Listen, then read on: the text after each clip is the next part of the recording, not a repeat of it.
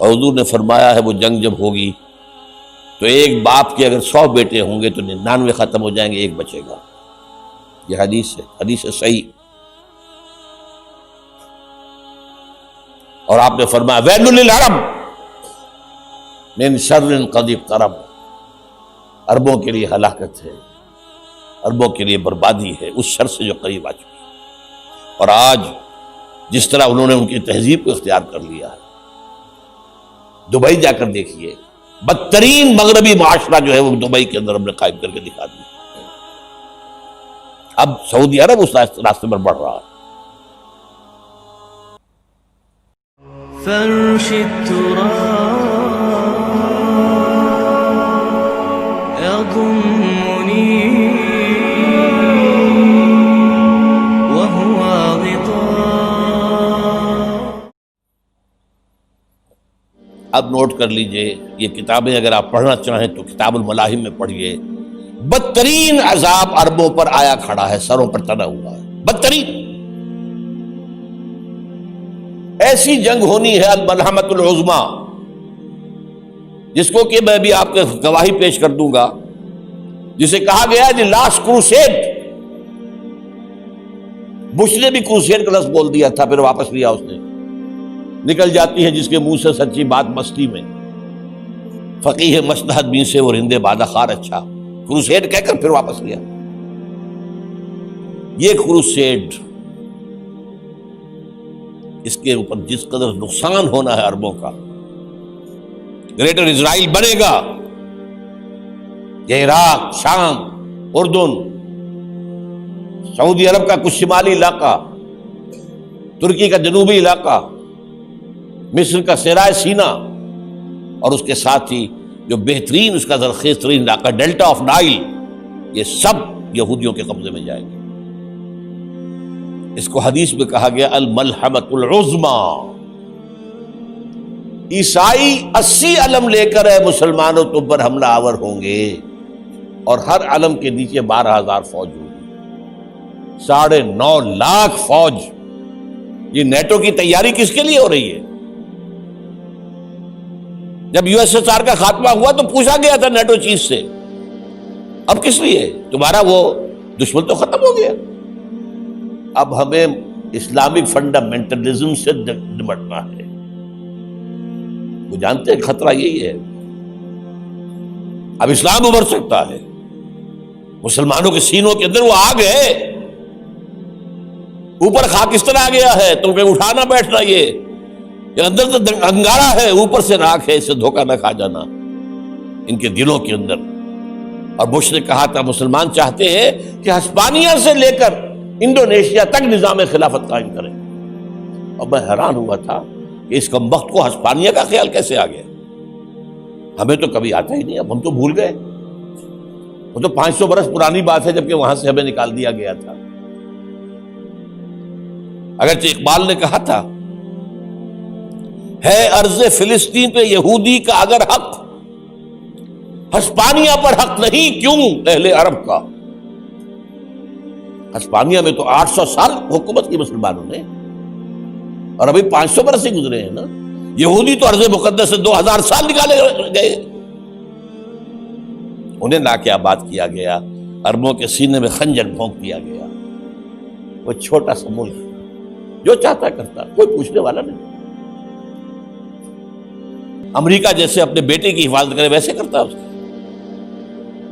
اور حضور نے فرمایا ہے وہ جنگ جب ہوگی تو ایک باپ کے اگر 100 بیٹے ہوں گے تو 99 ختم ہو جائیں گے، ایک بچے گا۔ یہ حدیث ہے صحیح۔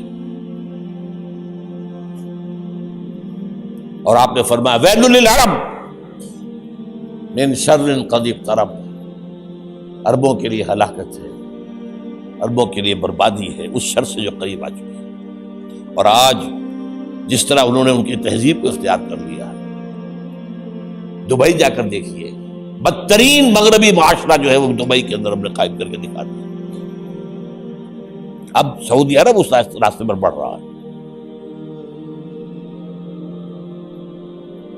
لیکن میں اس کے وہ پہلی بات جو کہہ رہا ہوں وہ تو یقینی ہے، اس میں تو احادیث صحیحہ موجود ہے، اگرچہ اس کے بعد پانسا پلٹے گا، پھر حضرت مہدی کا ظہور ہوگا، حضرت عیسیٰ کا نزول ہوگا، اور وہ گریٹر اسرائیل گریٹر گریو یارڈ بنے گا یہودیوں کا، ایک ایک یہودی قتل ہوگا اور دفن ہوگا۔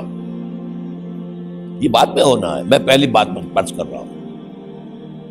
وہ بادشاہ پلٹے گا جب پلٹے گا، ابھی جو سامنے ہے وہ کیا ہے؟ جس ملحمۃ العظمیٰ کہا حضور نے، جسے آرمگیڈون کہتے ہیں عیسائی۔